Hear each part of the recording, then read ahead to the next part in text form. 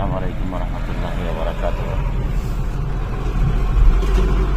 আশা করি সবাই ভালো আছেন।